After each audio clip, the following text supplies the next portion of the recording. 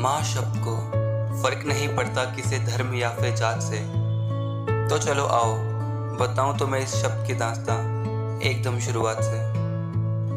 अपना घर छोड़कर आई थी ससुराल वो करके शादी, जिसने पहले से ही अपने कंधों पर कई सारी जिम्मेदारियां दिला दी। पर अब संभालना था उसे ससुराल, भूलकर अपना मायका। तभी तो जादू चलाया उसने सुबह सुबह चाय का, रात को भी बनाया लस्सी और बूंदी का रायता, और खुश कर दिया ससुराल वालों को उनकी जुबान पर रखकर जायका। पर फिर भी खाने पड़े उसे समाज से ताने, जिससे मायके से मिला था भरपूर प्यार। नसीब से लड़ती रही वे बेचारी एक जंग, वो भी बिना किसी हथियार। कुछ समय बाद रोक लगी समाज वालों के नोक झोंक पे, जब माँ अस्पताल से लौटी लेकर अपना बेटा अपनी कोख में। भूल गई तब वो सारे दुख और सारे गिला, जब पहली बार उसे माँ का सुख था मिला। आगे की जिंदगी का कठिन था रास्ता, पर फिर भी तैयार होकर उसने कर दी आगे की दास्तां। और वह मेहनत करते गई बिना किसी छुट्टी के। वक्त फिसलता गया रेत की तरह उसकी मुट्ठी से। अब वह बेटा पढ़ने लगा, धीरे धीरे पढ़ने लगा, अपनी आज़ादी के लिए भी माँ से लड़ने लगा।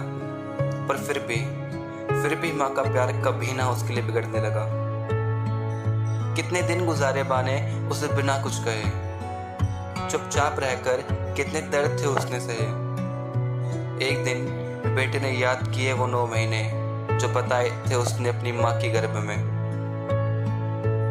तब उसने किया खुद से वचन, करवा के रहेगा अपनी माँ को गर्भ में। उसने सीखा माँ की हिम्मत से और सफल हो गया अपनी मेहनत से। ना जाने बेटा कितना बड़ा हो गया कि वो खुद अपने पैरों पर खड़ा हो गया। माँ ने सोचा करके अपने बेटे की शादी, शायद पालेगी वो अपने हिस्से की आज़ादी। पर छीन ली उससे सारी खुशी उसकी खुद की बहू ने।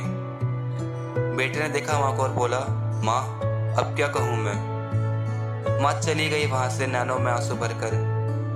था नहीं उसका कोई और सहारा, तो सोचा आज़ादी पालेगी मरकर। फिर बेटे को याद आया वो वक्त जब माँ ने उसे जन्म देते पल बहाया था खुद का रक्त। तब उसे समझ में आई माँ की ममता, जिससे बेटे को मिली क्षमता। बेटे ने अपनी माँ को रोते हुए पुकार लगाई। उसी वक्त माँ बेटे के पास दौड़ी चली आई। बेटे ने थामा माँ का हाथ और दिया आश्वासन बनेगा उसके बुढ़ापे का साथ।